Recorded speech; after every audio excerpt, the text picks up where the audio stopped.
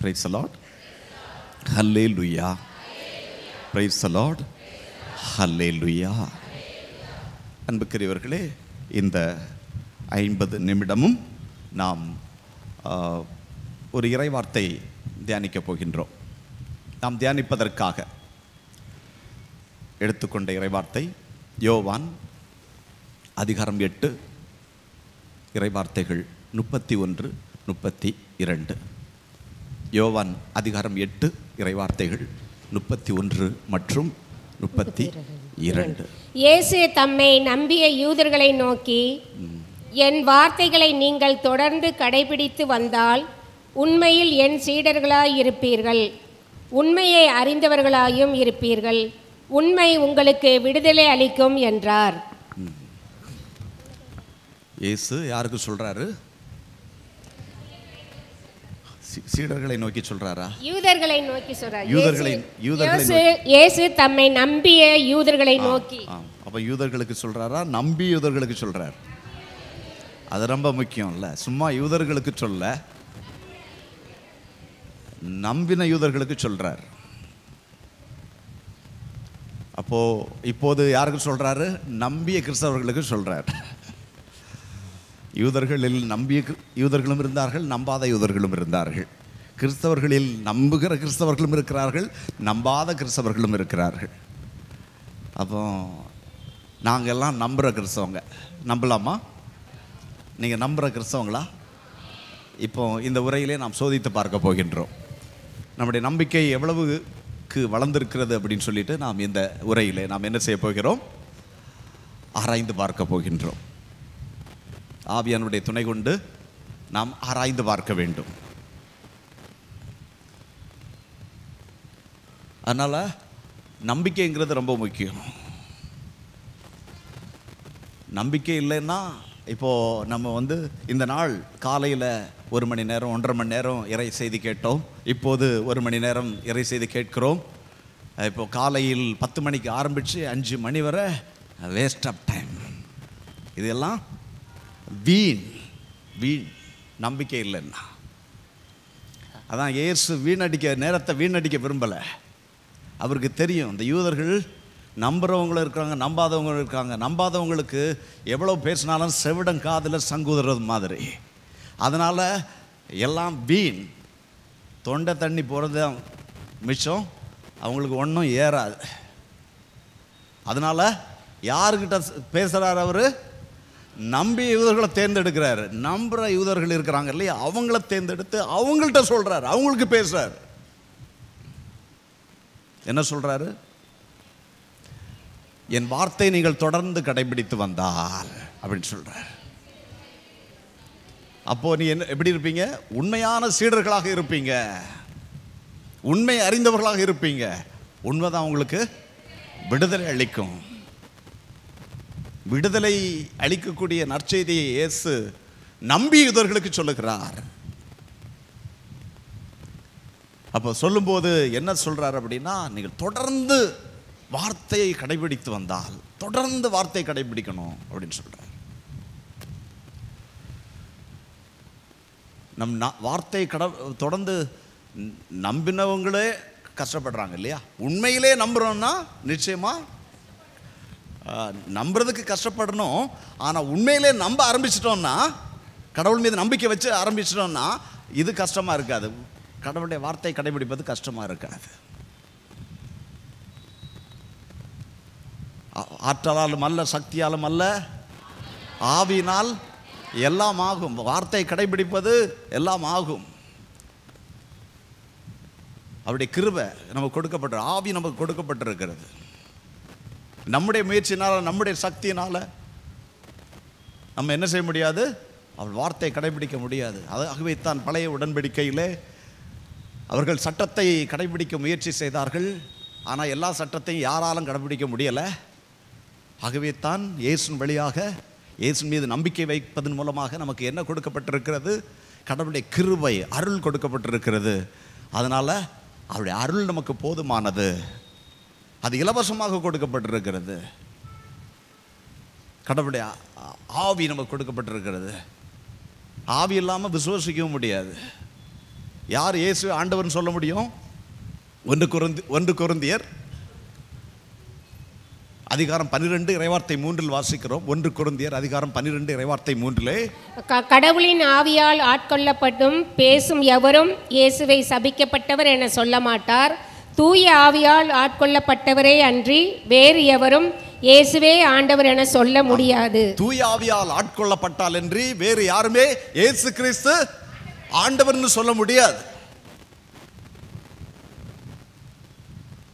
இயேசு கிறிஸ்து ஆண்டவர்னு சொல்லணும்னாலும் யாரு வழி நடத்தப்படணும்? தூய ஆவியால் வழி நடத்தப்படணும். அவர் சொல்லி தரணும். கடவுள் யாருன்னு கடவுள் சொல்லி தரணும். அவர் அறிவுக்கு அப்பாற்பட்டவர். நம்முடைய அறிவுக்கு அப்பாற்பட்ட கடவுளை நாம் தெரிந்து கொள்ள முடியாது, விசுவசிக்க முடியாது. அறிவுக்கு அப்பாற்பட்ட அந்த கடவுளை, நேச்சுரல் மைண்டால சூப்பர் நேச்சுரல் கடவுளை தெரிந்து கொள்ள முடியாது. அவர் ஆவியாக இருக்கிற கடவுள். ஆவியாக இருக்கிற கடவுளை ஆவியால் தான் நம்ம என்ன செய்ய முடியும்? விசுவசிக்க முடியும்.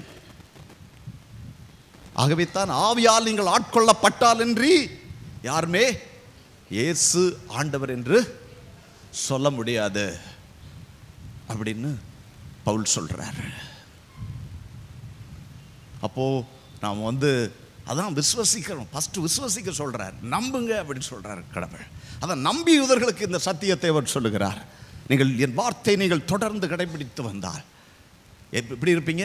என் சீடர்களாக இருப்பீங்க. அப்போது நீங்கள் சீடர்களாக இருப்பீங்க. இல்லைன்னா எப்படி இருப்பீங்க? பக்தர்களாக இருப்பீங்க. நீங்க பக்தர்களாக இருக்கணுமா? சீடர்களாக இருக்க விரும்புறீங்களா? சீடர்களாக இருக்க விரும்புறீங்கன்னா என்ன செய்யணும்? அவருடைய வார்த்தை தொடர்ந்து கடைபிடிக்கணும். அவருடைய வார்த்தை தொடர்ந்து கடைபிடிக்கணும். இதுதான் இயேசு கொடுத்த கட்டளை. உலகெங்கும் சென்று எல்லா இனத்தாரையும் நீங்கள் என்ன செய்யுங்கள்? சீடராக்குங்கள் என்று சொன்னார். கடவுள் கொஞ்சம் ஏதாவது ஒன்று செய்கிறதில்ல அவர் திருப்தி அடையலை. அவர் செய்ய விரும்புகிறாரு. எதை செய்ய விரும்புகிறாரு? அங்கே அவரை நம்மளை கொண்டு போய் சேர்க்கணும்னு செய்ய விரும்புகிறாரு. அல்லேலூயா. ஆனால் இங்கே இருக்கிற நிறைய பேர் என்ன விரும்புகிறாங்கன்னா, எதாவது கொஞ்சம் கிடைச்சா போதும் அப்படின்னு விரும்புகிறாங்க. Price the Lord. அவர் கொடுப்பாரு, நீங்கள் கேட்காத கொடுப்பாரு. ஆனால் அவர் கொடுக்க விரும்புகிறத நம்ம கேட்கணும்னு அவர் விரும்புகிறார். அதுக்கு என்ன செய்யணும்? அவர் மேல் நம்பிக்கை வைக்கணும். அவருடைய வார்த்தையை தொடர்ந்து கடைபிடிக்கணும்னு விரும்புகிறார். என் வார்த்தை நீங்கள் தொடர்ந்து கடைபிடித்து வந்தால் சீடர்களாக இருப்பீங்கன்னு சொல்ல, உண்மையான சீடர்களாக இருப்பீங்க அப்படின்னு. அங்கே கூட சும்மா சீடர்கள் அல்ல. நான் சீடர்னு சொல்லிட்டு இருக்கலாம். ஆனால் எப்படிப்பட்ட சீடர்கள்? உண்மையான சீடர்கள். ஏன்னா அவங்க இறைவார்த்தை கடைபிடிக்கிற சீடர்கள். அவங்களுக்கு சீடர்களுக்கு யார் குரு? இயேசுதான் குரு. இயேசுதான் குரு. குரு அப்படின்னா என்ன அர்த்தம்? குரு அப்படின்னா 2 வார்த்தை சொல்லுவாங்க. கு அப்படின்னா குகை அனுபவம் அப்படின்னு சொல்லுவாங்க. ரு என்ன? ரூபம் அப்படின்னு சொல்லுவாங்க. அப்போ யார் எந்த அனுபவத்தை பெறணும்? ஒரு சீடனாக இருப்பதற்கு அந்த குரு என்ன செய்யணும்? ஒரு குகை அனுபவம் பெறணும். குகை அனுபவம் என்னன்னது? ஒரு கடவுளோடு, அந்த குருவோடு ஒரு ஐக்கியமாகணும். அந்த குருவோடு ஐக்கியமாகணும். 2வது ரூபம். யாருடைய ரூபத்தை அடையணும்? அந்த குருவுடைய அனுபவம் ரூபத்தை அடையணும். இங்கே யாரு குரு? இயேசு தான் குரு. அப்போ அவரோடு ஐக்கியமாகணும். ஒரு சீடன் என்ன செய்யணும்? அவரோடு ஐக்கியமாகணும். ஒரு குகை அனுபவம் பெறணும். ஒரு குகை அனுபவம். அவரோடு ஐக்கியமாகிற ஒரு உறவு அனுபவத்தை பெறணும். அப்புறம் என்ன செய்யணும்? அவருடைய ரூபத்தை அடையணும். யாருடைய ரூபத்தை அடையணும்? இயேசுடைய சாயலையும் ரூபத்தையும் நம்ம அடையணும். இதுதான் சீடன். இதுதான் சீடன். அப்போ சீடன் யாரை போல இருக்கிறான்? குருவை போல இருப்பான். நம்முடைய நோக்கமெல்லாம் இதுதான். நம்ம எப்படி யாராக மாறணும்? இயேசுவாக மாறணும். நம்ம இயேசுவாக மாறணும். அப்போ நம்ம இங்கே பார்க்குறோம், இயேசு தான் அதுக்கு நமக்கு எடுத்துக்காட்டு. எத்தனையோ புனிதர்கள் இருக்கிறாங்க, அப்போஸ்தலர்கள் இருக்கிறார்கள், திருத்தூதர்கள் இருக்கிறார்கள், புனித வாழ்க்கை வாழ்ந்தவங்க இருக்கிறாங்க. எல்லாத்துக்கும் முதன்மை எடுத்துக்காட்டு, ஒரு சீடனுக்கு முதன்மையான எடுத்துக்காட்டு யார் தான்? இயேசு கிறிஸ்து தான். இந்த எடுத்துக்காட்டை நம்ம இங்கே பார்க்குறோம். ஒரு குரு எப்படி, ஒரு சீடன் எப்படி இருக்கணும் அப்படின்னு சொல்லிட்டு பிலிப்பியர் எடுத்துக்கொள்ளுங்கள். பிலிப்பியர் அதிகாரம் 2. பிலிப்பியர் அதிகாரம் 2 இறைவார்த்தை 5 எடுத்துக்கொள்கிறோம். இறைவார்த்தை அறிந்து கிறிஸ்து இயேசு கொண்டிருந்த மனநிலையே உங்களிலும் இருக்கட்டும். கிறிஸ்து இயேசு கொண்டிருந்த மனநிலையே உங்களிலும் இருக்கட்டும் அப்படின்னு சொல்றார். சீடன் எப்படி இருக்கணும்? இயேசுவிடம் இருந்த மனநிலை யாரிடத்தில் இருக்கணும்? சீடனிடத்தில் இருக்கணும். இப்போ சொல்றேன், நாம சீடர்களா? நீங்க சீடர்களா? உண்மையிலே விசுவாசிக்கிறீங்களா? அவன் கடவுளுடைய வார்த்தையை கடைபிடிக்கிறோமா? எங்க இருக்கிறீங்க? இல்லையா? அப்படி போயிட்டு இருக்கிறோம், ஆன் த வேல இருக்கிறோம், இன்னும் ரீச் ஆகலை. நானும் தான். ஆனால் அப்படிதான் அங்கே போய் சேரணும். நீங்களும் நானும் எங்கே போய் சேரணும்? அங்கே போய் சேரணும். இங்கே அவருடைய யாருடைய மனநிலை நமக்கு வேணும்? இயேசுடைய மனநிலை நமக்கு வேணும் அப்படின்னு சொல்கிறார் இறைவசனம் 5. அது சும்மா அவருடைய மனநிலை சும்மா வராது இல்லையா? அப்போ இயேசு இந்த பாருங்க, இங்கே பார்க்கிறோம். இறைவசனம் 6 படிப்போம். கடவுள் வடிவில் விளங்கிய அவர் கடவுளுக்கு இணையாயிருக்கும் நிலையை வலிந்து பற்றி கொண்டிருக்க வேண்டியது ஒன்றாக கருதவில்லை. ஆனால் தம்மையே வெறுமையாக்கி அடிமையின் வடிவை ஏற்று மனிதருக்கு ஒப்பானார். மனித உருவில் தோன்றி சாவை ஏற்கும் அளவுக்கு அதுவும் சிலுவை சாவையை ஏற்கும் அளவுக்கு கீழ்ப்படிந்து தம்மையே தாழ்த்திக் கொண்டார். பாருங்க, பிரைஸ் தி லார்ட். இங்க பாருங்க, கடவுளே இயேசு என்ன செஞ்சிருக்கிறார் பாருங்க. அவர் தான் நமக்கு எடுத்துக்காட்டு. அவர் என்ன செஞ்சிருக்கிறாரு? அவர் அந்த தந்தையினுடைய மனநிலை. இயேசு சொன்னார், தந்தையாகி இறைவன் தூயவராக இருப்பது போல நீங்களும் தூயவராக இருங்கள் அப்படின்னு சொன்னாரு. இயேசு கிறிஸ்து தந்தையே இறைவன் தூயவராக இருந்தது போல அவரும் தூயவராக இருந்தார். அவர் எவ்வளவுக்கு தன்னை தாழ்த்தி இருக்கிறார் அப்படின்னா, அதுக்காக அவர் எவ்வளவு தாழ்த்தி இருக்கிறார் அப்படின்னா, தன்னையே வெறுமையாக்கி இருக்கிறார். எப்படி இருந்தார்? இறைநிலையில் இருந்த அவர் ஒரு சாதாரண மனிதராகிறார். ஒரு சாதாரண மனிதன். தாட்சி பாருங்க, சாதாரண மனிதன். இப்போ சாதாரண மனிதராக இருந்தவர் எப்படி ஆகிறாரு? ஒரு அடிமையின் நிலையை ஏற்றுக்கொள்கிறார். அடிமையாகிறார், ஒரு அடிமையின் நிலை. அப்புறம் என்ன செய்யறாரு? அது அடிமையா இருந்து அதன் பிறகு அவர் கடைசியில் அவர் என்ன செய்கிறார்? சிலுவையில் அறையப்படுகிறாரு. அவர் ஒரு கடாவாக, ஒரு பலி கடாவாக என்ன செய்யப்படுகிறார்? அடிக்கப்படுறார். அவரை நம் குற்றங்களுக்காக காயமடைந்தார், நம் தீய செயல்களுக்காக நொறுக்கப்பட்டார் அப்படின்னு சொல்லிட்டு எசையா அதிகாரம் 53:5 வாசிக்கிறோமே. அதனால அவர் நமக்காக பலி கடாவாக என்ன செய்யப்படுகிறார்? அவர் அடிக்கப்படுகிறார். இங்க பலி பொருளாகிறார். அப்ப இங்க என்ன இருக்குன்னா, ஒன்று கடவுள் மனிதராகிறார், இன்கார்னேஷன். கடவுள் என்ன செய்கிறார்? மனிதராகிறார். ரெண்டாவது என்ன செய்கிறார்? கடவுள் துன்பப்படுகிறார். இயேசு என்ன செய்கிறார்? இங்க துன்பப்படுகிறார், அடிக்கப்படுகிறார், ஏளனம் செய்யப்படுகிறார். அடிக்கிறது ஒரு பக்கம், உடல் சார்ந்த அந்த சிலுவை பாடுகள். அதுக்கு முன்னாடி அவமானப்படுத்தப்படுகிறார். பாருங்க, யார் அவமானப்படுத்த? இயேசு அவமானப்படுத்த. அவர் யாரு? கடவுள் நிலையில் இருந்தவர், ஒரு சாதாரண மனிதன், பாவம் செய்த மனிதன். அவரை அவமானப்படுத்துறான். ஒரு அடிச்சா கூட சில நேரம் தாங்கிக் கொள்ள முடியும், ஆனால் சில நேரம் அவமானப்படுத்தும் போது தாங்கிக் கொள்றது மிக கடினம்.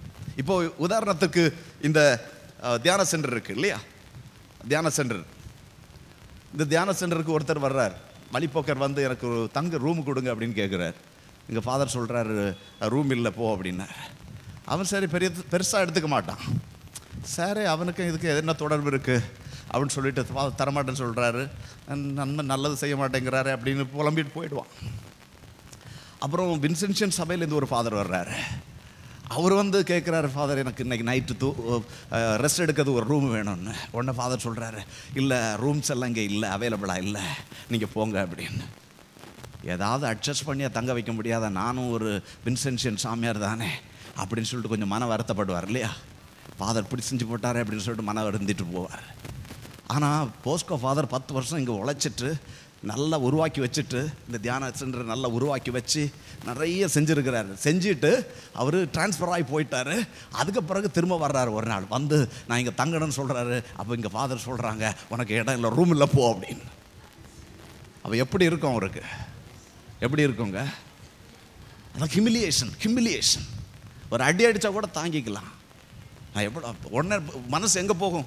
எவ்வளவு செஞ்சேன் நான் யார், எப்படி பண்ணியிருக்கிறேன் இந்த இடத்துக்கு, எனக்கு ஒரு தங்குறதுக்கு அறை கொடுக்கலையே அப்படின்னு சொல்லிட்டு அவங்க என்ன செய்வாங்க, மனதளவில் ரொம்ப வேதனைப்படுவாங்க. ஹிமிலியேஷன். இயேசு பாருங்க, அவர் யாரு? இயேசு யாரு? அவர் கடவுள். ஆதியிலே வார்த்தை இருந்தது, வார்த்தை என்ன இருந்தது? வார்த்தை கடவுளோடு இருந்தது. அந்த கடவுள், அந்த வார்த்தை கடவுளாகவும் இருந்தார். யோவான் 1:14 அந்த வார்த்தை மனுவுருவானார், மனிதனுடைய குடிகொண்டார். அவர் யாரு? இது சாதாரண மனிதர் அல்ல. ஆனா அவர் என்ன செய்யறாங்க? நீ குடிகாரன் சொன்னாங்க, விபச்சாரி வேசிகளுடைய நண்பன் அப்படின்னு சொன்னாங்க, பேய் பிடிச்சிருக்கு அப்படின்னு சொன்னாங்க. பாருங்க, இவ்வளவு ஹிமிலியேஷன், பாருங்க எவ்வளவு வலி வேதனைகளை இயேசு கிறிஸ்து தாங்கி கொண்டிருக்க வேண்டியிருந்தது. கடைசியில் அவரை என்ன செய்யறாங்க? துன்பப்படுத்தி அவரை சிலுவையில் அரைஞ்சி என்ன செய்யறாங்க? அவங்க கொலை செய்யறாங்க. 3ஆம் நாள் உயிர்த்தெழுகிறார். இங்க நம்ம பார்க்கிறோம் இறைவசனம் 9. ஆகவே கடவுள் அவரை மிகவும் உயர்த்தி எப்பெயருக்கு மேலான பெயரை அவருக்கு அருளினார். ஆகவே இயேசுவின் பெயருக்கு விண்ணவர் மன்னவர் கீழுலகோர் அனைவரும் மண்டியிடுவர்.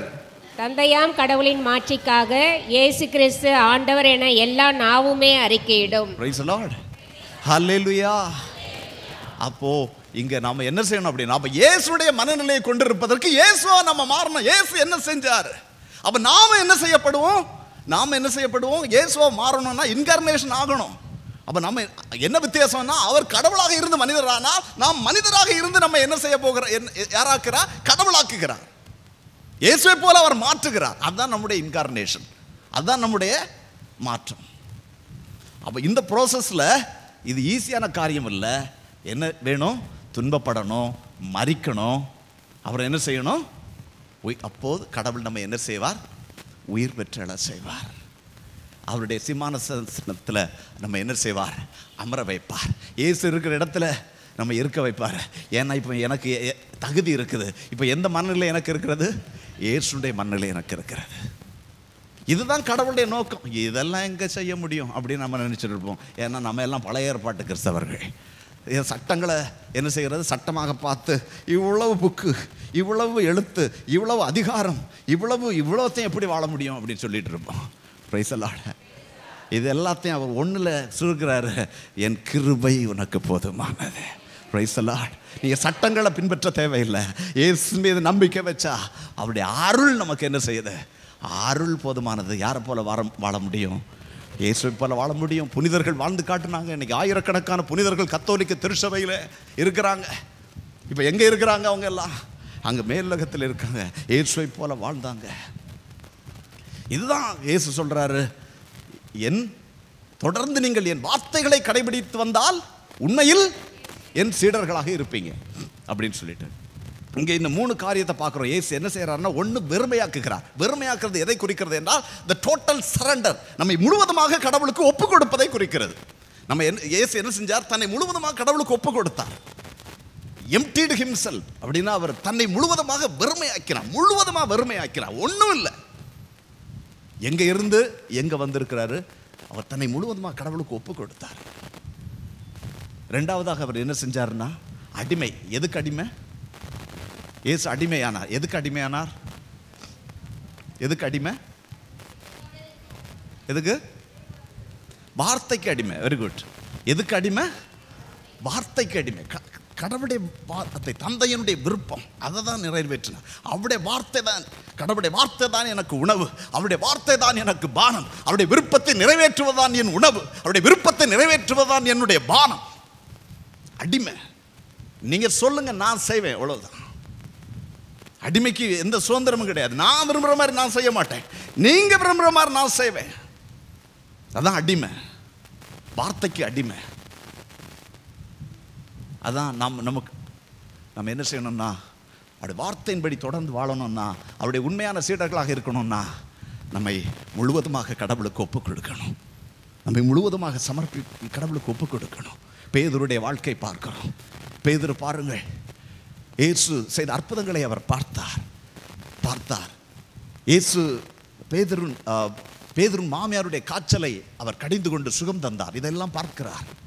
கடைசியில் ஒரு நாள் இயேசு என்ன செய்கிறார்? பேதுருவின் படகிலிருந்து ஓதித்து கொண்டிருக்கிறார், அற்புதங்களை செய்கிறார். அப்போது பேதுரு சோர்வோடு இருக்கிறார். அப்போது இயேசு பேதுருவை பார்த்து, பிள்ளைகளே, உங்களுக்கு மீன் எதுவும் கிடைக்கவில்லையா அப்படின்னு கேட்கிறார். உடனே சோர்ந்து போய் பேதுரு சொன்னார், இரவெல்லாம் நாங்கள் கண் விழிச்சு நாங்கள் முயற்சி செஞ்சோம், மீன் பிடிக்க, ஒன்றுமே கிடைக்கல அப்படின்னு சொல்லிட்டு உடனே இயேசு சொன்னார், என்ன செய், நீ இந்த வலையை ஆழ் கடல்லே போடு அப்படின்னு சொல்றாரு. உடனே கீழ்ப்படிஞ்சு போடுறாரு. அங்கே ஏராளமான மீன். இதை பாருங்க. வந்து பார்த்தீங்கன்னா, ஒன்று கீழ்ப்படிதல், இன்னொன்று தன்னை முழுவதுமாக பேதுரு கடவுளுக்கு ஒப்பு கொடுத்தார். கீழ்ப்படிஞ்சார். அவர் சொன்னார், உடனே கீழ்ப்படிஞ்சார். இயேசு சொன்னார், கீழ்ப்படிஞ்சார். காரணம், விசுவாசிக்கிறார். இயேசு மீது நம்பிக்கை வச்சிருந்தார். அதனால நம்பிக்கை வச்சதுனால அவர் கேட்கல. இல்லைன்னா என்ன சொல்லியிருப்போம்? நம்பிக்கை இல்லை நம்ம என்ன சொல்லியிருப்போம்? எனக்கு தெரியாதாக்கும், அவர் தச்சன் மகன், நான் யார், சிறு வயதிலிருந்தே மீனவ குடும்பத்தை சார்ந்தவன், எங்கள் வலையை எந்த இடத்துல போட்டால் என்ன மீன் கிடைக்கும்னு எனக்கு அத்துப்படி எல்லாமே எனக்கு தெரியும். அப்படி இருக்கும்போது இவர் சொல்கிறாரு அப்படின்னு சிந்திப்போம். அட்லீஸ்ட் காலதாமதம் கொஞ்சம் நேரம் எடுப்போம், சிந்திச்சுட்டு அப்புறம் தான் செய்வேன். இவர் ஒன்றுமே சிந்திக்கலை பாருங்க. இயேசு சொன்னார், உடனே போட்டார். அவ்வளோதான். இதுதான் வந்து கீழ்ப்படிதல், வார்த்தைக்கு கீழ்ப்படிதல். அவர் என்ன சொன்னார்? அப்புறம் வந்து ஏராளமான மீன்கள். உடனே மீன்களை பார்த்து மதிமயங்கி அவர் சந்தோஷத்தில் குதிக்கலை. அவர் என்ன செஞ்சார்? இயேசுவின் பாதங்களிலே விழுந்து என்னை விட்டு போய்விடும் நான் பாவி அப்படின்னு சொன்னார். என்னை விட்டு போய்விடும் நான் பாவி அப்படின்னு சொல்றார். பாருங்க, அவருக்குள்ள அவர் தன்னை முழுவதுமாக முழந்தால் படுகிறது. என்ன அர்த்தம்? தன்னை கொடுத்துட்டார். கடவுள்கிட்ட, இயேசுகிட்ட ஒப்பு கொடுத்துட்டார். இனி மீன் என்ன பெரிய மீன் தொழில் என்ன பெரிய தொழில், இயேசுவை விட மேலானது ஒண்ணுமில்லை அப்படின்னு சொல்லிட்டு இயேசுவுக்கு முன்பாக தன்னை முழுவதுமாக ஒப்பு கொடுக்கிறார், சமர்ப்பிக்கிறார். ஆகவே தான் இயேசு அவரை என்ன செய்தார்? இனிமேல் நீ மீன்களை பிடிப்பவன் அல்ல, மனிதரை பிடிப்பவராக மாற்றுவேன் என்று சொன்னார். அன்று முதல் அவன் சீடனாக மாறினான். அல்லேலூயா. என் வார்த்தை நீங்கள் தொடர்ந்து கடைபிடித்து வந்தால் உண்மையில் என் சீடர்களாக இருப்பீர்கள். அவருடைய சீடராக இருக்கணும்னா அவருடைய வார்த்தைக்கு கீழ்ப்படியணும். யார் அடிமையாகணும்? வார்த்தைக்கு அடிமை. நான் இப்போ யாரு? வார்த்தைக்கு அடிமை. யாருடைய வார்த்தைக்கு அடிமை? இயேசுடைய வார்த்தைக்கு அடிமை. கடவுளுடைய வார்த்தைக்கு நான் அடிமை. வேற ஒன்றும் நான் நினைக்க மாட்டேன். அங்கே போன்னு சொன்னால் அங்கே போவேன், கடவுள் சொன்னா. இங்கே போன்னு சொன்னால் இங்கே போவேன், இங்கே இருன்னு சொன்னால் இங்கே இருப்பேன், அங்கே இருன்னு சொன்னால் அங்கே இருப்பேன், அதை செய்யன்னு சொன்னால் அதை செய்வேன், இதை செய்யன்னு சொன்னால் இதை செய்வேன். அவர் கட்டளை இடுவார், நான் செய்யேன். ஏன்னா அவர் எஜமான், நான் யார்? நான் வந்து அடிமை. இது எஜமான் சொல்கிறது தான் அடிமை கேட்கணும். வேற்று சிந்தனைக்கு அங்கே இடம் இல்லை. அடிமைக்கு என்ன இல்லை? உரிமை இல்லை. இது அந்த மாதிரி அடிமையாக நினைக்காதுங்க. இது அன்புக்கு அடிமை, இது வேற விதமான அடிமைத்தனம். அப்போ இங்க அவர் சொல்றாரு, நான் கேட்கிறேன். இதுதான் கடவுளுடைய வார்த்தைக்கு அடிமை. இதுதான் அன்னை மரியாள். இப்படி வார்த்தையின்படி, உங்களுடைய வார்த்தைக்கு அடிமை, உங்களுடைய வார்த்தையின்படி எனக்கு ஆகட்டும் அன்னை மரியாள் சொன்னாங்க. அப்போ இங்க நான் எதைத்தான் செய்வேன்? அவன் கடவுள் சொல்றதான் நான் செய்வேன். இங்க நான் என்ன பார்க்குறோம் அப்படின்னா, முழு கீழ்ப்படிதலை பார்க்கிறேன். முதல்ல முழு அர்ப்பணம், அப்புறம் முழு கீழ்ப்படிதல். இதுதான் கிறிஸ்தவ வாழ்க்கை. கிறிஸ்தவ வாழ்க்கைங்கிறது வந்து முழு சமர்ப்பணம். நம்மை முழுவதுமாக எப்படி என்ன பண்ணுறது? நம்மை கடவுள்கிட்ட ஒப்பு கொடுப்பது. Empty oneself. நம்ம முழுவதுமாக வெறுமையாக்கி நான் ஒன்றும் இல்லை ஆண்டவரே அப்படின்னு சொல்லிட்டு கடவுள்கிட்ட முழுவதுமாக தருவது. அதுதான் முழு அர்ப்பணம். அதுக்கு பிறகு அவருடைய வார்த்தைக்கு அடிமையாக இருக்கிறது. அப்படி நான் என்ன செய்யறது? முழு கீழ்ப்படிதல். நீங்க சொல்றபடி நான் செய்வேன், அவ்வளவுதான். என் விருப்பப்படி நான் நடக்க மாட்டேன். நீங்க சொல்றது மாதிரி நான் செய்வேன், அதுக்கு நான் கீழ்ப்படுகிறேன். இது முழு கீழ்ப்படிதல். அப்போதான் என்ன ஆக முடியும்? மூன்றாவது, அப்ப இயேசு போல நான் அவருடைய சாயலை பெறுறேன், அவருடைய ரூபத்தை நான் பெறுகிறேன். இப்போதான் நான் அவரை யாரை இமிட்டேட் பண்றேன்? இப்போ சீடன் யாரை இமிட்டேட் பண்றார்? அந்த இயேசு என்கிற குருவை நான் இமிட்டேட் பண்ண ஆரம்பிக்கிறேன். இப்போ அவரை பின்பற்றுகிறேன். இப்போது நான் என்ன சொல்ல முடியும்? இப்போ தான் நம்ம என்ன செய்கிறேன்? உண்மையான சீடனாக இருப்பேன். அதனால் உண்மையான சீடர்களாக இருக்கணும்னா என்ன செய்யணும்? நம்மை முழுவதுமாக கடவுளுக்கு ஒப்பு கொடுக்கணும். அப்புறம் என்ன செய்யணும்? கீழ்ப்படியணும். இது ஈஸியான காரியம் இல்லை. இயேசு இதுக்கு என்ன செஞ்சார்? விலை கொடுத்தார். இதுக்கு விலை கொடுத்தார். நாம் விலை கொடுக்க தயாராக இருக்கணும். விலை கொடுக்க தயாராக இருக்கணும். துன்பப்பட தயாராக இருக்கணும். துன்பத்தை ஏற்றுக்கொள்ளணும். இதுக்காக தான் கடவுள் என்ன செய்கிறாரு? துன்பங்களை நமக்கு அனுமதிக்கிறாரு. இதற்காக தான் அவர் கொடுக்கிறாரு. சிலுவை சுமக்க தயாராக இருக்கணும். அதனால தான் இயேசு சொன்னார், என்னை பின்பற்ற விரும்பும் எவரும் தன்னலம் திறந்து நாள்தோறும் தன் சிலுவையை சுமந்து கொண்டு என்னை பின் செல்லுங்கள் அப்படின்னு கடவுள் சொல்றார். சீடனா இருக்கிறதுக்கு நாம் என்ன செய்ய வேண்டியிருக்கிறது? அப்படியே கடவுளுடைய சிலுவையை நாம் என்ன செய்ய வேண்டியிருக்கிறது? சுமக்க வேண்டியிருக்கிறது. நாம் சிலுவையை சுமக்க தயாராக இருக்கணும். நாம் என்ன செய்யணும்? சுயத்திற்கு என்ன செய்யணும்? உடைபடணும். நம்முடைய சுயம் என்ன செய்யணும்? உடையணும். நான் விரும்புறது தான் நடப்பேன். இது என்ன செய்யணும்? உடைபடணும். இல்லைன்னா என்ன செய்ய முடியாது? அவருடைய சாயல் பெற முடியாது. சாயல் இருக்கும், ஆனால் யாருடைய சாயல் இருக்காது? அவருடைய சாயல் இருக்காது. சில நேரம் யாருடைய சாயல் இருக்கும்னா, யாருடைய சாயல் இருக்கும்? சாத்தானுடைய சாயல் இருக்கும். ஏதாவது சொன்னா உடனே அப்படின்னு சொன்னால் யாருடைய சாயல் வரும்? அப்படி கோபப்படும் போது கண்ணாடியில் போய் பாருங்க, யாருடைய சாயல் இருக்கும்? இயேசுடைய சாயல் இருக்காது. நீங்கள் யாருடைய சாயல் இருக்கும்? சாத்தானுடைய சாயல் இருக்கும். அது ஈஸி. ஆனால் கடவுளுடைய சாயல் வேணும்னா கஷ்டப்படணும், சிலுவையை சுமக்கணும், சுயத்திற்கு உடையணும், பாலைவன் அனுபவத்திற்கு செல்லணும், நம்ம பயணிக்கணும். அதுதான் நம்முடைய வாழ்க்கை ஓட்டம். இந்த உலகத்தில் கொஞ்ச நாள் தான் நான் ஓடுறோம். இந்த நாட்கள் துன்பம் உண்டுன்னு கடவுள் சொல்கிறார். ஏன்னா ஒரு காலத்தில் துன்பம் இல்லாமல் நாம் கடவுளோடு அமர்ந்து இருக்கணும் அப்படின்னா நம்ம இந்த காலத்தில் இந்த உலகத்தில் துன்பப்பட்டு ஆக வேண்டும், சிலுவை சுமந்து ஆக வேண்டும். நம்மை முழுவதுமாக நாம் செத்தாகணும், நாம் சாகணும். யார் சாகணும்? சுயம் சாகணும். நான் சாகணும்னா யார்? என்ன அர்த்தம்? சுயம் சாகணும். அப்போ தான் பவுல் மாதிரி சொல்ல முடியும், வாழ்வது நான் அல்ல என்னில் கிறிஸ்துவை வாழ்கிறார் அப்படின்னு சொல்லிட்டு. சுயம் சாகணும். அப்போ என்ன செய்யணும்? உங்களுக்கு சுயம் சாகிறதுக்கு யாரெல்லாம் உதவி செய்கிறாங்களோ அவங்களுக்கு நன்றி சொல்லணும்.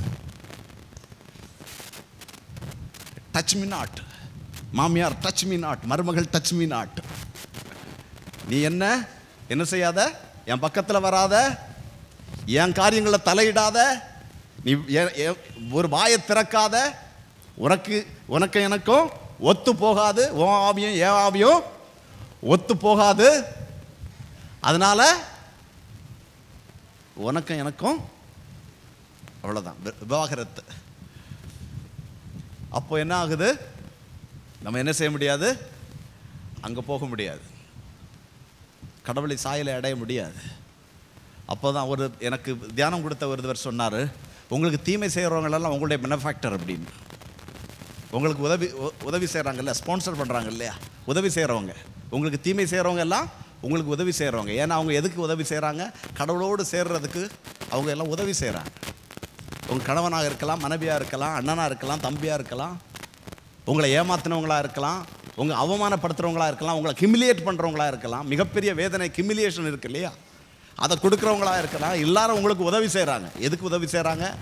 நீங்கள் அவரை போல, கடவுளை போல மாறுறதுக்கு அவங்க உதவி செய்கிறாங்க. பிரைஸ் தி லார்ட், ஹல்லேலூயா. இந்த இவ்வளவுக்கும் நாம் என்ன செய்ய விட வேண்டியிருக்கிறது? கஷ்டப்பட வேண்டியிருக்கிறது. அப்போ தான் யாருடைய சாயலை அடைய முடியும்? கடவுளுடைய சாயலை நாம் அடைய முடியும், இயேசுடைய சாயலை அடைய முடியும். அதுக்கு பிறகு அந்த உடைபட்டுட்டோம்னா, செதுக்கப்பட்டுட்டோம்னா, அதுக்கு பிறகு அது ஒரு பாரம் குறைஞ்சது மாதிரி. இப்போ என்ன இருக்காது? கண் இருந்தால், காது இருந்தாலும் மற்றவங்க பேசினா கேட்காது, கேட்காது. ஏதாவது நமக்கு எதிராக பண்ணாலும் நம்ம கண்ணு காணாது. அவங்கள தெரிய மாட்டாங்க. அப்போ வந்து என்ன இல்லை, சூடு சொரணை இல்லாமல் ஆகிடும். நம்ம எப்படி இருப்போம்?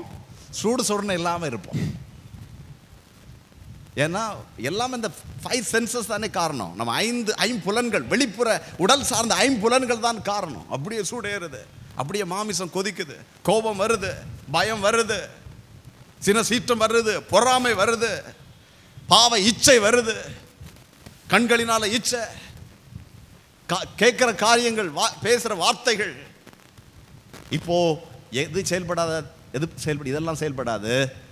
இங்கே யார் செயல்படுவார்? அப்போ நமக்குள் இருக்கும் ஆவியானவர் செயல்படுவார். ஏனால் கடவுள் யாராக இருக்கிறார்? ஆவியாக இருக்கிறார். Price the Lord, hallelujah. அப்போ அடுத்தது கடவுள் சொல்றாரு, இப்போ யாரை அறிந்து கொள்வீர்கள்? இப்போ தொடர்ந்து என் வார்த்தையை கடைபிடித்தால் உண்மையில் என் சீடர்களாக இருப்பீர்கள். இப்போதான் உண்மை உங்களுக்கு தெரிய வரும். உண்மைங்கிறது யாரு? எது உண்மைங்க? இயேசுதான் உண்மை. நானே வழியும் வாழ்வும் உண்மையும் அப்படின்னு சொன்னார். யோவான் அதிகாரம் 16 இறைவார்த்தை 4 கடவுள் சொல்றாரு. 14 இறைவார்த்தை 6. யோவான் அதிகாரம் 14 இறைவார்த்தை 6. அப்போ இப்போ உண்மை தெரிய வரும். கடவுள் எப்படி இருக்கிறாரு? ஆவியாக இருக்கிறார். இப்ப நான் எப்படி இருக்கிறேன்? ஆவியா இருக்கிறேன். அப்ப இப்போ ஆவியாக இருக்கிற நான் ஆவியாக இருக்கிற கடவுளோடு என்ன செய்ய முடியும்? ஐக்கியம் கொள்ள முடியும், உறவு கொள்ள முடியும். அவரோடு அன்புறவு கொள்வதற்கு என்னை தகுதியாக்கி கொள்கிறேன். இதுதான் தெரிதல். இங்க அறிவுக்குரிய இப்ப அறிவெல்லாம் செத்து போச்சு. அறிவு ஊன் இயல்புகள் எல்லாம் செத்து போச்சு. இப்போ ஊன் இயல்ல நான் கடவுளை தெரிய முயற்சி செய்யறதில்லை. இப்போ ஆவியில கடவுளை தெரிந்து கொள்ள விரும்புகிறேன். ஆகவே ஆவியில இப்ப நான் ஐக்கியமாகிறேன். இதுதான் உண்மையான தெரிதல். எங்களுக்கு தெரியாதாக்கும். நாங்க இத்தனை வருஷமா பைபிள் படிக்கிறோம். அந்த தெரிதலுக்கு இந்த தெரிதலுக்கு வித்தியாசம் உண்டு. ஓ பெரிய தெரிதல். நாங்கள் என்ன டபுள் டாக்டரேட் பண்ணியிருக்கிறோம். எதில் தெரியுமா? பைபிளில் டபுள் டாக்டரேட் பண்ணியிருக்கிறோம். எங்களுக்கு தெரியாதாக்கும். அந்த தெரிதலுக்கு இந்த தெரிதலுக்கு வித்தியாசம் உண்டு. நான் இறையியல் படிக்கும்போது எனக்கு படித்து கொடுத்தாங்க பைபிள் எல்லாம் பற்றி. அறிவில் தான் தெரிந்துக்கிட்டேன். இப்போ தான் கொஞ்சம் கொஞ்சம் ஆவியில் தெரிகிறதுக்கு முயற்சி பண்ணிட்டு இருக்கிறேன். ஹல்லேலூயா, ஹல்லேலூயா. அந்த தெரிதல் வேற, இந்த தெரிதல் வேற. அந்த தெரிதலுக்கு நீ என்ன செய்யணும்? படித்தா போதும். சென்னை யூனிவர்சிட்டியில் கூட என்ன செய்கிறாங்க? பைபிள் ஸ்டடீஸ் ஆஃபர் பண்ணுறாங்க. யூஎஸ்ஏல 3 லட்சம் சம்பளம் அப்படின்னு சொன்னாங்கன்னா, பைபிள் படித்து டாக்டரேட் பண்ணவங்களுக்கு 3 லட்சம் சம்பளம் அப்படின்னா, கிறிஸ்தவங்க மட்டும் இல்லை, வேற்று மதத்தார் கூட போய் அந்த சேர்ந்து படித்து சர்டிஃபிகேட்டோட போய் சம்பளம் வாங்க போவாங்க. ஆனால் அவங்களுக்கு நம்பிக்கை இருக்கணும்னு அர்த்தம் இல்லை. அவங்களுக்கு இயேசுவை பற்றி தெரியும், ஆனால் இயேசுவை தெரியாது. இயேசுவை தெரிவதற்கும் இயேசுவை பற்றி தெரிவதற்கும் வித்தியாசம் உண்டு. நாம் அறிவில் தெரிந்து கொள்ளுகிற காரியம், நம் ஊன் இயல்புகளில் தெரிந்து கொள்ளுகிற காரியம், அது இயேசுவை பற்றி தெரிந்து கொள்வது. ஆனால் ஆவியிலே கடவுளோடு ஐக்கியமாவது, அவரோட அன்புறவிலே இணைவது. அதான் யோவான் சொல்றாரு, அதிகாரம் 15 சொல்றாரு, நான் திராட்சை செடி, நீங்கள் கிளைகள், நீங்கள் என்னுள்ளும் நான் உங்களுள்ளும் இருந்தால் அந்த ஒரு ஐக்கியம், இதுதான் உண்மையான தெரிதல். இந்த தெரிதலுக்கு எப்போ வரும் அப்படின்னா என்ன செய்யணும்? நம்ம உடையணும், ஊன் இயல்பு உடையணும், ஆவிக்குரிய நிலைக்கு நாம் கடந்து வரணும். அப்போ என்ன ஆகும்? அப்போ கடவுள் யாருன்னு தெரியும். இப்பதான் கடவுள் யாருன்னு தெரியும். அப்போ கடவுள் யாருன்னு தெரிஞ்சா நாம யாருன்னு தெரியும். கடவுள் யாருன்னு தெரிந்து விட்டாதான் அவருக்குள்ள நான் யாருன்னு தெரியும். இப்போ என்ன சொல்லுவாங்க? குரங்கு அப்படின்னு சொன்னா நான் கவலைப்பட மாட்டேன். அதுக்கு முன்னாடி நான் என்ன குரங்குன்னு சொன்னா என்ன செய்வேன்? குரங்கா மாறிடுவேன். இப்போ நான் குரங்குன்னு சொன்னாலும் கவலைப்பட மாட்டேன். இப்போ நான் குரங்குல எனக்கு தெரியும். ஏன்னா இப்போ யாரு? நான் கடவுளோடு ஐக்கியத்தில் கடவுள் யாருன்னு தெரியும், அனுபவத்தில் தெரியுது கடவுள் யாருன்னு. இப்போ அவருக்குள்ள நான் யாரு? அவர் தகப்பன, நான் புள்ள. இந்த தெரிதல் எனக்கு வந்தாச்சு. இப்போ நான் குரங்குன்னு சொன்னாலும் சரி, கோமாளின்னு சொன்னாலும் சரி, முட்டாள்னு சொன்னாலும் சரி, நான் என்ன வேணா சொல்லிட்டு போ, எனக்கு நான் யாருன்னு எனக்கு தெரியும். கிறிஸ்துவுக்குள்ள நான் யாரு அப்படின்னு சொல்லிட்டு எனக்கு தெரியும். யார் சொன்னாலும் நான் கவலைப்பட மாட்டேன்.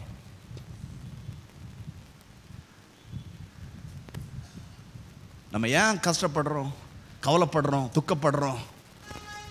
அனாதை அனாதை, நிறைய பேர் அப்படி தான் சொல்லிட்டு இருக்காங்க. அனாதை அனாதை இங்கே வந்திருக்கிறேன், யாரும் இல்லை, அனாதையா. இப்போ கடைசியில் எங்கே வந்துட்டேன்? தியான சென்டருக்கு வந்துட்டேன் அப்படின்னு. ஆதரவே இல்லை அப்படின்னு. எத்தனை பிள்ளைங்க பெற்றெடுத்தும் எந்த பயனும் இல்லை.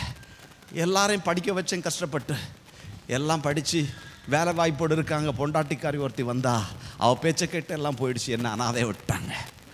இப்போ என்ன அனாதையை விட்டாங்க? எனக்கு யாரும் இல்லை, அனாதை யாரும் இல்லை இயேசுவே. அது வேற பாட்டு. யார் சொன்னா? இயேசு யாருன்னு தெரிஞ்சிச்சுன்னா அவருக்குள்ள நான் யாரு? நான் அனாதை இல்லைங்க. அவர் கடவுள் எஜமான்னா நான் யாரு? இப்போ அடிமை இல்லை. இப்போ யார்? நான் இப்போ அவருடைய புள்ள. பாருங்க, அது மாற்றத்தை பாருங்க. முதல்ல வார்த்தைக்கு அடிமை, இப்போ அவருடைய பிள்ளையா மாறியாச்சு. ஆனால் சைமல்டேனியஸ்லி அதே நேரத்தில் அடி வந்துட்டு தான் இருக்கும்.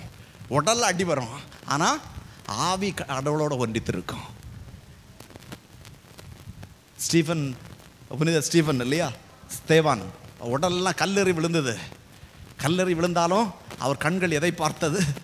கற்களை பார்க்கவில்லை, அந்த கிழிந்து தொங்கிய உடலை பார்க்கவில்லை, வடிந்த இரத்தத்தை பார்க்கவில்லை, வானம் திறந்திருப்பதையும் இதோ கடவுளுடைய வலப்பக்கத்திலேயே அமர்ந்திருப்பதையும் காண்கிறேன் அப்படின்னு சொன்னார். அவருடைய கண்கள் திறந்தது, ஆவிக்குரிய கண்கள் திறந்தது. உடல் சார்ந்த கண்கள் இப்போது பார்க்கவில்லை, துன்பங்களை பார்க்கவில்லை. உடல் சார்ந்த துன்பங்கள், வேதனைகள் இருக்கலாம், ஆனா இப்போது நான் பார்ப்பது உடல் சார்ந்த கண்களால் அல்ல, ஆன்மீக கண்களால் நான் கடவுளை பார்க்கிறேன், நான் கடவுளோடு இருக்கிறேன் அப்படின்னு சொல்லிட்டு அங்கே கடவுளோடு ஐக்கியமானார். அந்த நிலைக்கு நாம் என்ன செய்யணும்? நாம் கடந்து போகணும் அப்படின்னு சொல்லிட்டு கடவுள் நம்ம என்ன செய்கிறார்? அழைக்கிறார். ஆகவே இயேசு கிறிஸ்து யாருன்னு தெரிஞ்சிச்சுன்னா அவருக்குள்ள நாம் யாருன்னு தெரியும். இப்போ இயேசு கிறிஸ்து யாரு? அவர் தகப்பன்னா, கடவுள் தகப்பன்னா, இயேசு கிறிஸ்துவின் வழியாக நாம் அவருடைய தகப்பன் நம்முடைய தகப்பனாக இருக்கிறார். Price the Lord. திருமுழுக்கின் மூலமாக 3 காரியங்கள் திருமுழுக்கின் மூலமாக நாம் பெற்றிருக்கின்றோம். வெறும் அடையாளமான திருமுழுக்கை சொல்லவில்லை. இந்த மாற்றம், ஆவியிலே மறுபடி பிறக்கிற அந்த மாற்றத்தில் இருக்கக்கூடியவர்களுக்கு திருமுழுக்கு மூலமாக 3 காரியங்கள். ஒன்று, நாம் யாராக மாறுகிறோம்? நாம் கடவுளுடைய பிள்ளையாக மாறுகிறோம். இயேசு கிறிஸ்துவின் வழியாக அவருடைய தகப்பன் நம்முடைய தகப்பனாக மாறுகிறார். அவருடைய தகப்பன் நம்முடைய தகப்பன்னா இயேசு கிறிஸ்து நமக்கு யாரு? நாம் சகோதரனாக மாறுகிறார். இயேசு கிறிஸ்து நமக்கு யாரு? அவர் ஒரு மூத்த சகோதரர். அவர் தூயாவியானவர் யாரு? தூயாவியானவர் மை பிலவட். அவர் எங்கே இருக்கிறாரு? அவர் நமக்குள்ளே இருக்கிறார். He is my spouse of my heart. Holy Spirit is the spouse of my heart. அவர் தூயாவியானவர் என்னுடைய மணவாளன், உங்களுடைய மணவாளன், என்னுடைய மணவாட்டி. ஏன்னா தந்தையாகி இறைவன் யாரு? நம் தகப்பன். சுதனாகி இயேசு என்னுடைய சகோதரர். தூய ஆவியானவர் என்னுடைய மணவாளன். மணவாளன். இந்த அனுபவம், இந்த 3 கடவுளுடைய அனுபவம், இதுதான் கடவுளை தெரிந்து கொள்வது. இதுதான் கடவுளோடு நாம் கொள்ளுகிற ஒரு ஐக்கியம், அன்பு உறவு என்கிற ஐக்கியம். தந்தை, மகன், தூய ஆவி எப்படி அன்பு உறவிலே இணைந்திருக்கிறார்களோ அதே போல அந்த 3 கடவுளோடு நாம் இணைகிற ஒரு ஐக்கியம். இந்த ஒரு அனுபவத்திற்கு நாம் என்ன செய்ய முடியும்? நாம் கடந்து செல்ல முடியும். அப்போ நாம் என்ன செய்வோம்? இயேசு கிறிஸ்து யாருன்னு தெரிஞ்சிச்சுன்னா நாம் நோயாளின்னு கூட சொல்ல மாட்டோம். இன்னைக்கு நிறைய பேர் நோயாளின்னு சொல்லிட்டு இருக்கிறீங்க. Price the Lord. அப்போ இயேசுக்குள்ள ஆன்மீக நிலையில், உடல் சார்ந்த நிலையில் நோய் இருக்கலாம். மருத்துவர்கள் உங்களை பரிசோதனை செய்துவிட்டு உங்களுக்கு அந்த நோய் இருக்கிறது, இந்த நோய் இருக்கிறது என்று சொல்லி இருக்கலாம். அந்த மருத்துவர்கள் சொன்ன வார்த்தைகளை கேட்டு நீங்கள் நோயாளி என்று நினைத்து கொண்டே இருக்கலாம். இதோ நான் அனாதை என்று நினைத்து கொண்டிருப்பது போல நீங்கள் நோயாளி என்று நினைத்து கொண்டிருக்கலாம். ஒரு தாழ்வு எண்ணத்திற்குள் நீங்கள் இருக்கலாம். ஆனால் இன்று கடவுள் உங்களை பார்த்து சொல்லுகிறார், நீங்கள் நோயாளி அல்ல, அவருடைய தழும்புகளால் நீங்கள் சுகமானீர்கள். சுகமாவோம் என்றல்ல, நீங்கள் சுகமானீர்கள். ஏசு எனக்கு அவரே நம் குற்றங்களுக்காக காயமடைந்தார், தீய செயல்களுக்காக நொறுக்கப்பட்டார், அவருடைய தழும்புகளால் நான் சுகமானேன். இந்த நிலைக்கு நாம் கடந்து போன பிறகு நான் நோயாளி அல்ல, அவருடைய தழும்புகளால் நான் சுகமானேன் என்றா நீங்கள் உண்மையை அறிவீர்கள். உண்மை உங்களுக்கு விடுதலை தரும். Price the Lord. இயேசு கிறிஸ்து யார் என்ற உண்மையை நாம் அறிந்து கொண்டோம் என்றால் அவருக்குள் நான் யார் என்ற உண்மையை நான் அறிந்து கொள்வேன். இப்போது அவருக்குள்ள பிறர் யார் என்ற உண்மையை எனக்கு தெரிய வரும். Praise the Lord. ஹல்லேலூயா. நான் கடவுளுடைய பிள்ளை, மற்றவங்க எல்லாம் சாத்தானுடைய பிள்ளையா? சாத்தானுடைய வழியிலே அவர்கள் வாழ்ந்தாலும் நான் கடவுளுடைய பிள்ளை என்று எப்போது தெரிந்து கொள்கிறேனோ அப்போதே மற்றவர்களும் மற்ற மனிதர்களும் பாவியாக இருக்கலாம், யாராக இருக்கலாம், அவர்களும் கடவுளுடைய பிள்ளைகள் என்ற சத்தியம் எனக்கு தெரிய வரும். Praise the Lord.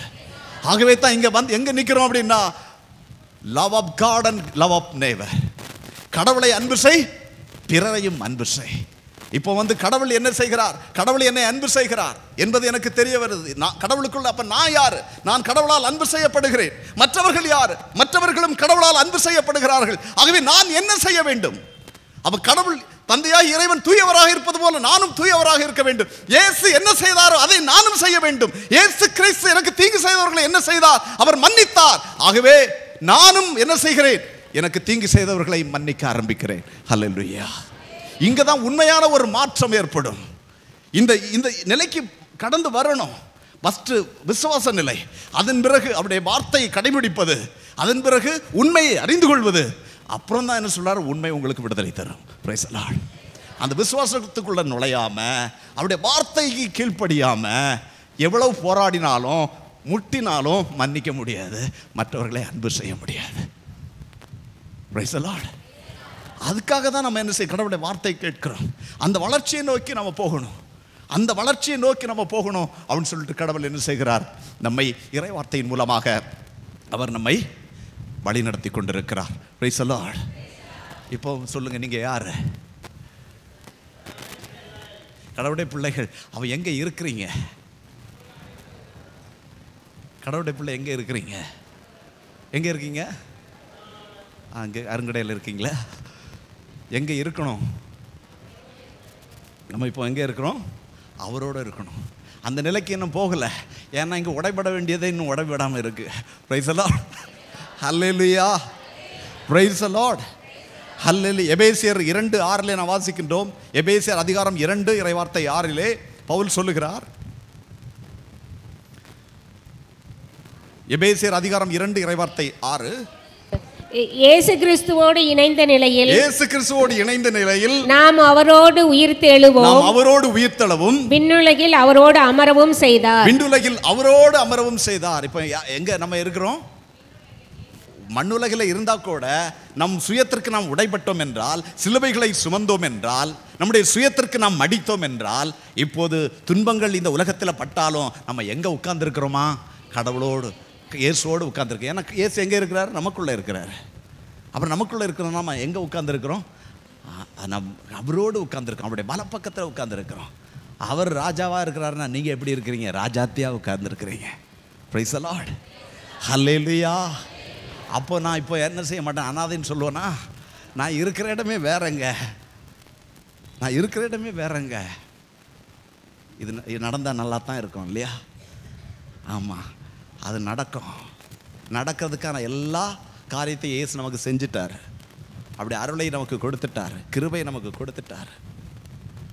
நாம் தொடர்ந்து என்ன செய்யணும்?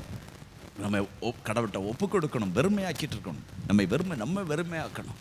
நம்ம வெறுமையாக்கி அவருக்கு முழுவதுமாக சமர்ப்பித்து அவருடைய வார்த்தைக்கு அடிமையாகி அவருக்கு மட்டுமே நாம் அவருடைய சத்தத்தை மட்டும் கேட்டு அவருக்கு கீழ்ப்படிந்து கொண்டே இருந்தோம் என்றால் நம்ம இந்த நிலைக்கு அவர் என்ன செய்வார்?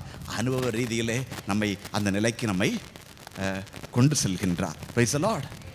அப்புறம் கொலோசையர் அதிகாரம் 1 இறைவார்த்தை 27 வாசிக்கிறோம். கொலோசையர் அதிகாரம் 1 இறைவார்த்தை 27.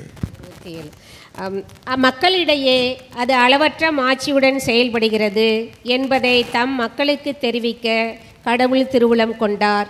உங்களுக்குள் இருக்கும் கிறிஸ்துவை பற்றியதே அத்திட்டம். மாட்சி பெறுவோம் என்னும் எதிர்நோக்கே அவரே அளிக்கிறார். உங்களுக்குள் இருக்கும் கிறிஸ்துவை பற்றிய அத்திட்டம், மாட்சி பெறுவோம் என்னும் எதிர்நோக்கை அவரே அளிக்கிறார். நான் எப்படி இருப்போம்? The Christ in me is the hope of glory. எனக்குள் இருக்கும் கிறிஸ்துவே நாம் ஆட்சி அடைவோம் என்பதனுடைய ஒரு எதிர்நோக்கு. கடவுளுடைய மாட்சியில் நாம் பங்கு பெறுவோம், அவரோடு இணைந்திருப்போம் என்பதனுடைய எதிர்நோக்கு. ஏன்னா கிறிஸ்து எங்கே இருக்கிறார்? அவர் நம்மோடு இருக்கிறார். யோவான் அதிகாரம் 1 இறைவார்த்தை 12 வாசிக்கிறோம். யோவான் அதிகாரம் 1 இறைவார்த்தை 12. இந்த கண்ணோட்டத்தில் நாம் கடவுளுடைய வார்த்தையை படிக்க வேண்டும். யோவான் 1:12. அவரிடம் நம்பிக்கை கொண்டு அவரை ஏற்றுக்கொண்ட ஒவ்வொருவருக்கும் அவர் கடவுளின் பிள்ளைகளாகும் உரிமையை அளித்தார். நாம் கடவுளுடைய பிள்ளையாகிற உரிமையை அவர் கொடுத்தாச்சு, கடவுள் கொடுத்திருக்கிறார். நம்ம செய்ய வேண்டிய காரியம் என்ன? அவர் மீது நம்பிக்கை கொள்ள வேண்டும். இயேசு மீது நம்பிக்கை, அவரிடம் நம்பிக்கை கொண்டு அவரை ஏற்றுக்கொண்ட ஒவ்வொருவருக்கும் அவர் கடவுளின் பிள்ளைகளாகும் உரிமையை அளித்துள்ளார் அப்படின்னு நாம் இங்கே பார்க்கிறோம். இன்னுமாக உரோமையர் அதிகாரம் 3 இறைவார்த்தை 24. உரோமையர் அதிகாரம் 3 இறைவார்த்தை 24. ஆயினும் அனைவரும் கிறிஸ்து இயேசு நிறைவேற்றிய மீட்பு செயலின் மூலம் கடவுளுடைய அருளால் இலவசமாய் அவருக்கு ஏற்புடையவர்கள் ஆக்கப்பட்டிருக்கின்றனர். நான் கடவுளுடைய அருளால் நம்ம இப்ப யார் ஆக்கப்பட்டிருக்கிறோம்? கடவுளுக்கு ஏற்புடையவர்கள் ஆக்கப்பட்டிருக்கிறோம். கடவுளுக்கு ஏற்புடையவர்கள்னா யாரு? கடவுளுக்கு ஏற்புடையவர்கள்னா ஒரு பாவமற்றவர்களை போன்றவர்கள். அவர் நம்மை அவருடைய சொந்த பிள்ளையாக ஏற்றுக்கொள்ளுகிற அளவுக்கு நம்மை எது மாற்றுகிறது? சட்டம் மாற்றல, கடவுளுடைய அருளால் இது நடக்கிறது. இது நமக்கு நடக்கிறது. Price the Lord, hallelujah. அப்போ நம்ம கடவுளுடைய பிள்ளைகளாக இருக்கிறோம். அப்புறம் கடவுளுடைய பிள்ளைகளாக இருந்தோம்னா சில காரியங்கள் மட்டும் நாம் பார்க்கின்றோம். கடவுளுடைய பிள்ளைகள் நம்ம என்ன செய்யறதில்லை? வார்த்தை கடவுளுடைய வார்த்தை மீது ஒரு பற்று தானாகவே ஏற்படும். Price the Lord. இந்த நிலையில் கடவுளுடைய பிள்ளைகளாக மாறிட்டோம்னா வார்த்தை மீது ஒரு பற்று ஏற்படும். ஏன்னா இது யாருடைய வார்த்தை? அப்பாவுடைய வார்த்தை. அப்பா சொல்கிறத கேட்கணும் அப்படிங்கிற ஒரு தாகம் ஏற்படும். இப்போ நிறைய பேருக்கு எவ்வளோ என்ன செய்ய வேண்டியிருக்கு? கஷ்டப்படுத்தி படிக்க வைக்க வேண்டியிருக்குது. ஒவ்வொரு பிரசங்கத்திலையும் படிங்க படிங்க படிங்க படிங்க அப்படி சொல்ல வேண்டியிருக்குது. ஆனால் குழந்தை கடவுளுடைய பிள்ளையாச்சுன்னா யாரும் வற்புறுத்த தேவையில்லை. எனக்குள்ளே ஒரு தாகம் ஏற்பட ஆரம்பிப்போம். இப்போ போன மாதம் 1 மாதங்கள் நான் ஒரு ஆன்மீக ஒரு மறுமலர்ச்சி ஒரு தியானத்திற்கு போயிருந்தேன். 1 மாதங்கள். அங்கே எனக்கு இறை வார்த்தை தொடர்ந்து கேட்டுட்டு இருந்ததுனால யாருமே சொல்லாமலேயே பைபிள் படிச்சுட்டே இருக்கணுங்கிற ஒரு ஆர்வம், ஒரு தாகம் ஏற்பட்டது. ஏன்னா கடவுளுக்குள்ள பிரசன்னத்தில் இருக்கும்போது அவரை பற்றி இன்னும் தெரிந்து கொள்ளணும். அவர் கூட இருக்கிறத உணர அவரை பற்றி இன்னும் தெரியணும். பைபிளை படிக்கணும். எப்பதான் கொஞ்சம் நேரம் கிடைக்காதா பைபிள் படிக்கிறதுக்கு அப்படின்னு சொல்லிட்டு ஒரு எண்ணம் ஏற்படும். பிரைஸ் தி லார்ட், ஹல்லேலூயா. இரண்டாவதாக, நாம் கடவுளுடைய பிள்ளையாகிற அனுபவத்துக்குள்ள வந்த பிறகு நாம் கடவுளுடைய குடும்பத்தில் நான் பிறந்த போது மாமிசத்தின்படி என்னை நான் மதிப்பிடுவதில்லை. இப்போ நான் மாமிசத்தின்படி மதிப்பிட மாட்டேன். என்ன நான் யார் தெரியுமா? என் குலம் என்ன தெரியுமா? என் ஜாதி என்ன தெரியுமா? நான் எந்த ஏரியாவிலேருந்து வந்திருக்கிறேன் தெரியுமா? இதெல்லாம் எப்படி மதிப்பிடுவது? மாமிசத்தின்படி மதிப்பிடுவது. நான் பிறந்த ஒரு குலம், பிறந்த ஒரு இடம், இது மண்ணக பிறப்பு. இப்போ நான் கடவுளுடைய பிள்ளை. நான் எந்த குடும்பத்தை சார்ந்தவன்? இப்போ மண்ணக குடும்பத்தை சார்ந்தவன் அல்ல.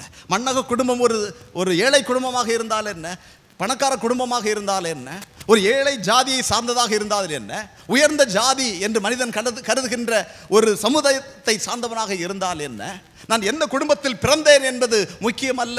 நான் இப்போது யாராக இருக்கிறேன்? கடவுளுடைய பிள்ளையாக இருக்கிறேன் அப்படின்னா நான் விண்ணக குடும்பத்தை சார்ந்தவனாக இருக்கிறேன். ஆகவே இப்போது நான் எதப்படி மனித மாமிசத்தின்படி நான் என்ன செய்வதில்லை, என்னை இப்போது மதிப்பிடுவதில்லை. பிரைஸ் தி லார்ட், ஹல்லேலூயா. ஆகவே தான் 2 கொரிந்தியர் அதிகாரம் 5 இறைவார்த்தை 16 வாசிக்கிறோம். 2 கொரிந்தியர் அதிகாரம் 5 இறைவார்த்தை 16. ஆகவே இனிமேல் நாங்கள் எவரையும் மனித முறைப்படி மதிப்பிடுவதில்லை. முன்பு நாங்கள் கிறிஸ்துவையும் மனித முறைப்படிதான் மதிப்பிட்டோம். ஆனால் இப்போது அவ்வாறு செய்வதில்லை. இப்போது நாங்கள் என்ன செய்வதில்லை? அப்படி செய்வதில்லை. இப்போ இயேசு யாருன்னு தெரியும், அவருக்குள்ள நான் யாருன்னு தெரியும். அதனால அப்போது மதிப்பிடுவது போல இப்போது நான் என்ன செய்வதில்லை? மதிப்பிடுவது இல்லை அப்படின்னு பவுல் சொல்றார். ஹல்லேலூயா, பிரைஸ் தி லார்ட். இன்னுமாக 2 கொரிந்தியர் 5:17 வாசிக்கிறோம். 2 கொரிந்தியர் 5:17 அடுத்த வசனம். எனவே ஒருவர் கிறிஸ்துவோடு இணைந்திருக்கும் போது அவர் புதிதாக படைக்கப்பட்டவராய் இருக்கிறார். பழையன கழிந்து புதியன புகுந்தன அன்றோ என்று வாசிக்கிறோம். நான் மூன்றாவதாக நாம் கடவுளுடைய குடும்பத்தை சார்ந்தவர்களாக இருக்கிற போது நம்ம என்ன செய்வதில்லை. நான் என்ன செய்வேன்னா கீழ்ப்படுகிறேன். யாருக்கு கீழ்ப்படுகிறேன்? நான் கடவுளுக்கு கீழ்ப்படுகிறேன். உரோமையர் அதிகாரம் 5 இறைவார்த்தை 19 எடுத்து வாசிப்போம். உரோமையர் அதிகாரம் 5 இறைவார்த்தை 19. ஒரு மனிதரின் கீழ்ப்படியாமையால் பலர் பாவிகளானது போல் ஒருவரின் கீழ்ப்படிதலால் பலர் கடவுளுக்கு ஏற்புடையவர்கள் ஆவார்கள். கீழ்ப்படி உள்ளவர்களாக நாம் இருப்போம். நான்காவது நமக்கு என்ன ஏற்படும் என்றால் பாவத்தின் மீது ஒரு வெறுப்பு ஏற்படும். Price the Lord. நம்ம கடவுளோட பிள்ளையாக மாறுகிற போது பாவத்தின் மீது நமக்கு என்ன ஏற்படும்? ஒரு வெறுப்பு ஏற்படும். காரணம் நமக்குள்ள என்ன இருக்குது? இறை பயம் இருக்குது. என்ன இருக்குது? இங்க இறை பயம் இருக்குது. அதனால நம்ம என்ன செய்ய? பாவத்தின் மீது ஒரு வெறுப்பு ஏற்படும். Price the Lord. அனைவரும் எழுந்து நிற்போம்.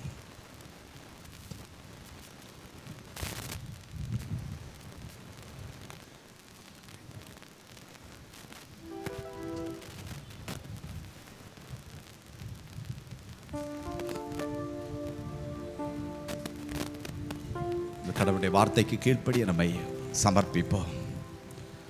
நம் நடைமுறை வாழ்க்கையில் இது சாத்தியமே என்றால் தூயாவியானவருக்கு எல்லாம் சாத்தியம். அவர்தான் இந்த முழு உண்மையை நோக்கி நம்மை வழிநடத்துகிறார். உண்மை அறிந்தவர்களாக இருப்பீர்கள், உண்மை உங்களுக்கு விடுதலை தரும். இந்த முழு உண்மையை நோக்கி வழிநடத்துகிறவர் தூயாவியானவர். அந்த தூயாவியானவரை பெற்றுக்கொள்வதற்கு நாம் செய்ய வேண்டிய காரியம், நாம் நம்பிக்கை கொள்ள வேண்டும். நாம் நம்பிக்கை கொள்வதற்கு செய்ய வேண்டிய காரியம், கடவுளுடைய வார்த்தையை தொடர்ந்து படிக்க வேண்டும். உரோமையர் 10:17 படி அறிவிப்பதை கேட்டால் தான் நம்பிக்கை உண்டாகும். அறிவிப்பதை கேட்டால் தான் நம்பிக்கை உண்டாகும். ஆகவே இந்த நாளிலிருந்து நான் ஒரு முடிவெடுக்க வேண்டும். தினம் தினம் நான் கடவுளுடைய வார்த்தையை படிப்பேன். இந்த இறை வார்த்தையை நான் கேட்க கேட்க இது விசுவாசம் உண்டாகிறது என்று கடவுளுடைய வார்த்தை சொல்லுகிறது. கவனமாக எடுத்துக்கொள்ளுங்கள். உரோமையர் 10:17 இதோ அறிவிப்பதை கேட்டால் தான் நம்பிக்கை உண்டாகும். ஆகவே நான் அறிவிப்பதை கேட்க ஆரம்பிப்பேன். எதற்காக கேட்கிறேன்? எதற்காக நான் கேட்கிறேன்?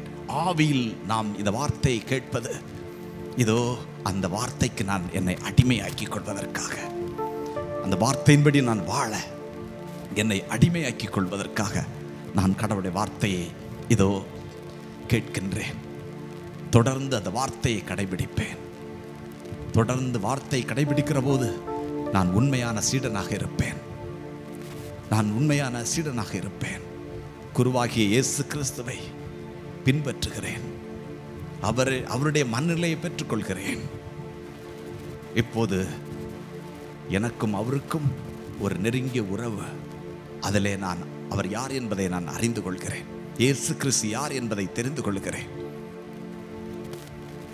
இயேசு யார் என்ற அந்த உண்மை தெரிந்து கொள்கிற அந்த உண்மைதான் எனக்கு விடுதலை தரும். அந்த உண்மைதான் எனக்கு விடுதலை தருகிறது. அந்த இயேசு கிறிஸ்து இதோ இந்த அப்பத்திலே வருகிறார். இவர்தான் வார்த்தை.